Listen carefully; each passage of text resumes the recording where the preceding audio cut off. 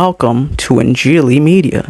क्या मसीहियत इब्राहिमी मजहब है? आज का मौजू, आज का सवाल। सबसे पहले तो मसीहियत के बारे में ये कहा जाता है कि मसीहियत कोई मजहब नहीं बल्कि खुदा के साथ रिश्ता है, क्योंकि मजहब इस बात की कोशिश का नाम है कि इंसान खुदा तक रसाई करे, खुदा की खुशनुदी हासिल करे, ताकि वो किसी तरह से खुदा को पहचान सके, उस तक पहुंच सके। लेकिन मसीहियत में खुदा खुद जमीन पर उतर आया मसीह के रूप में, ताकि वो जो इंसान से मुमकिन नहीं, वो खुदा खुद इंसान की खातिर सर अंजाम दे। लिहाजा मसीहियत एक रिश्ता है, ना कि मजहब। कम से कम मजहब उस सेंस में जिस सेंस में दुनिया समझती है या मानती है। यहूदी इब्राहिम को अपना बाप और पहला यहूदी मानते हैं। पैदाइश 17 बाब की 5 आयत में हम पढ़ते हैं कि इब्राहिम का पहला नाम इब्राम था, जिसका मतलब है द एग्जॉल्टेड फादर, यानी कि बुजुर्ग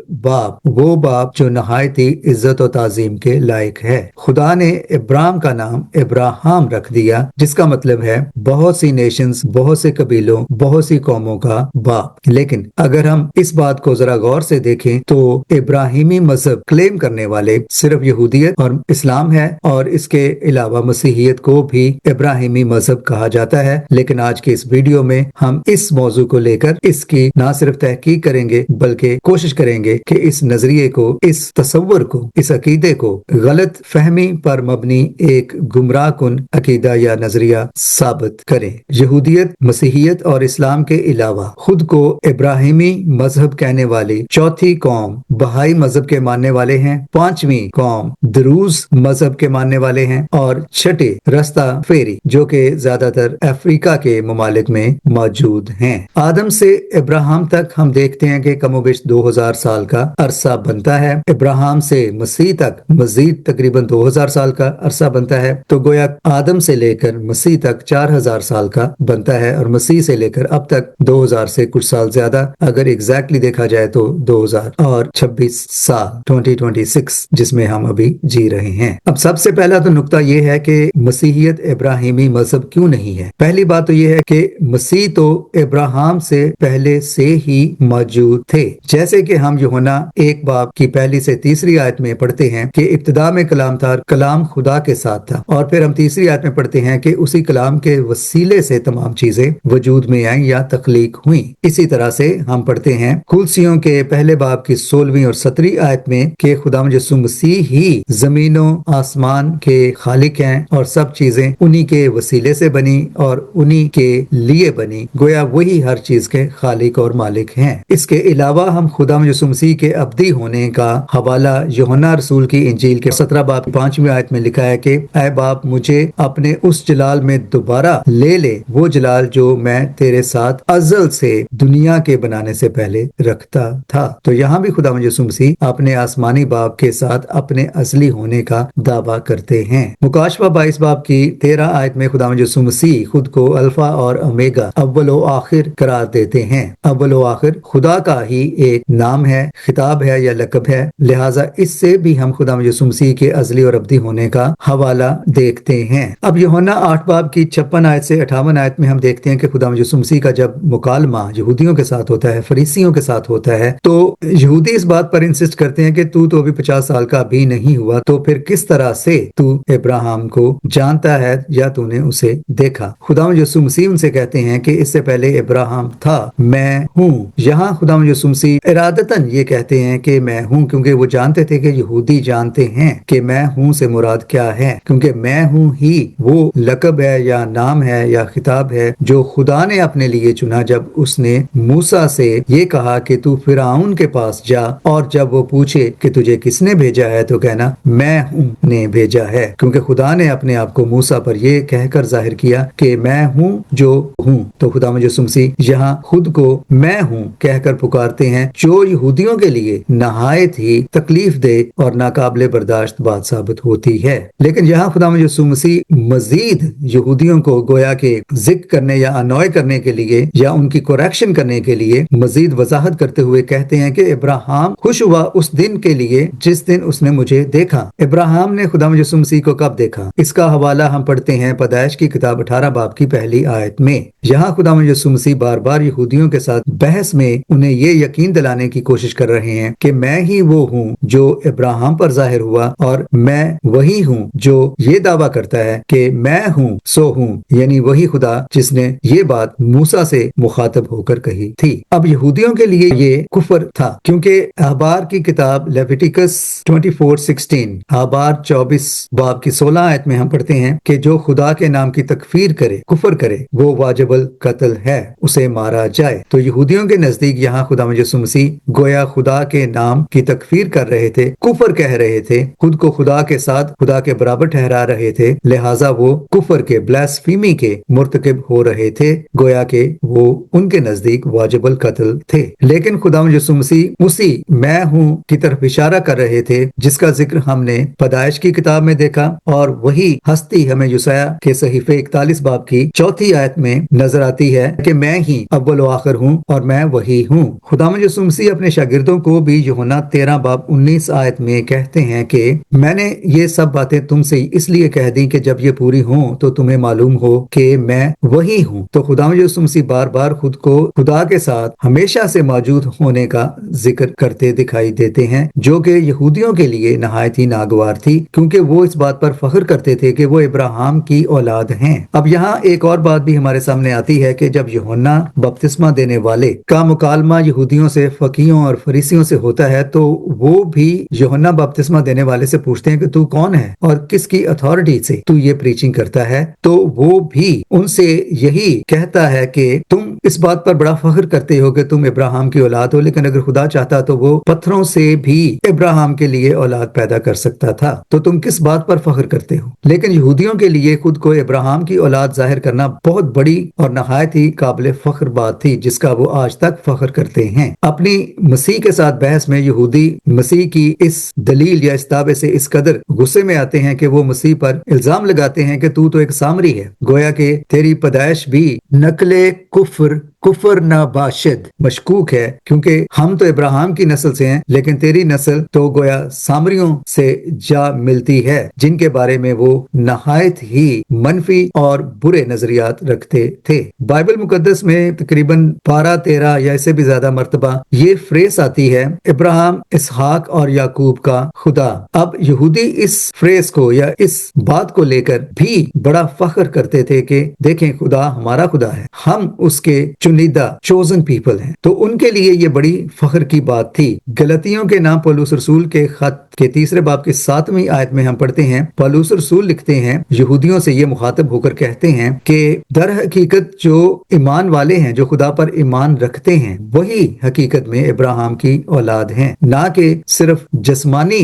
لحاظ سے جو ابراہیم کی نسل سے آگے چلتے آ رہے ہیں۔ اب یہاں یہودیوں کا جو سب سے بڑا مسئلہ تھا اور اب بھی ہے، وہ یہ ہے کہ وہ ابراہیم سے خود کو جسمانی لینیج یا نسل سے تعلق رکھنے کی بنا پر بڑا فخر کرتے تھے اور اب بھی کرتے ہیں۔ اور یہاں اسلام کا بھی اگر ذکر کیا جائے تو مسلمان بھی خود کو اسی طرح سے اشمائیل کے حوالے سے یہودیوں کی طرح اس بات کو لے کر فخر کرتے ہیں کہ ہمارا ابراہیم کی امت یا نسل سے تعلق ہے۔ مسیحیت کے لیے یہ کوئی بڑی بات نہیں۔ مسیحیت میں بائبل مقدس کے مطابق ابراہیم سے وہی تعلق رکھتے ہیں جو ابراہیم کی طرح ایمان رکھتے ہیں، یعنی ابراہیم کی فزیکل نسل سے تعلق رکھنا کوئی بڑی بات نہیں، بلکہ ابراہیم کی حقیقی نسل وہ ہیں جو اسپرچولی، روحانی طور پر خدا پر ایمان رکھتے ہیں، جسے ہم کہتے ہیں the spiritual Israel۔ اب ایک اور بات یہ کہ مسیح جو آنے والا مسیح ہے، یہودیوں کے لیے بائبل مقدس کے مطابق اسے ابراہیم کی نسل سے ہی آنا تھا، لیکن چونکہ وہ مسیح کو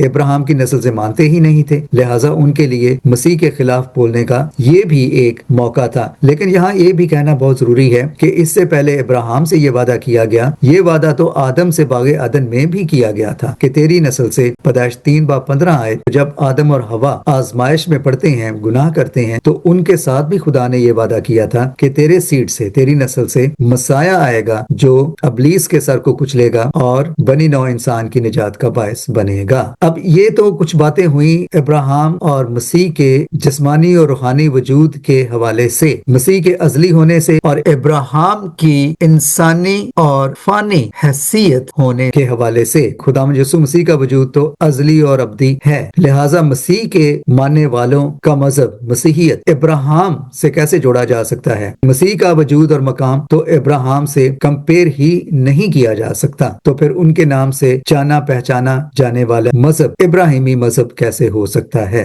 اب چلتے ہیں کچھ تھیولوجیکل ایشوز پر، جن کی روشنی میں ہم دیکھیں گے کہ مسیحیت ابراہیمی مذہب ہو ہی نہیں سکتا۔ یہودی تورا کو مانتے ہیں جس میں 613 قوانین ہیں جو انہوں نے اخذ کر رکھے ہیں اور جن پر وہ عمل کرنے کی کوشش کرتے ہیں۔ تورا جسے پینٹاٹیوک بھی کہا جاتا ہے، اور اس کے علاوہ تالمود جو کہ یہودیوں نے خود تورا کی ایک کامنٹری کے طور پر تیار کی، اور اس کی تکمیل 613 AD میں ہوتی ہے۔ یہ وہ سورسز ہیں یا وہ اسکرپچرز ہیں جو یہودیوں کے لیے قوانین ہیں، پیدائش، موت، شادی، کھانا پینا، خوراک، طلاق، بیاہ، جائیداد کے حوالے سے قوانین، سول لاز، معاشرتی قوانین، مذہبی طور پر دیکھا جائے تو دعائیں، مناجات، قربانیاں، سیرمونیل لاز، ریچولز، مقدس ایام، عیدیں، دن، سبت وغیرہ کے حوالے سے یہ ساری چیزیں تورا اور تالمود میں پائی جاتی ہیں جن پر یہودی عمل کرتے ہیں۔ یہودیوں کا ماننا ہے کہ اولڈ ٹیسٹمنٹ، جسے مسیحی اولڈ ٹیسٹمنٹ کہتے ہیں، یہودی اسے اولڈ ٹیسٹمنٹ نہیں کہتے، ان کے لیے وہی بائبل ہے، اس کے آخری صحیفے کے بعد کوئی نبی نہیں آنے والا۔ یہودیوں کے نزدیک موسیٰ سب سے بڑے نبی تھے اور وہ موسیٰ کی شریعت کے ہی پیروکار ہیں۔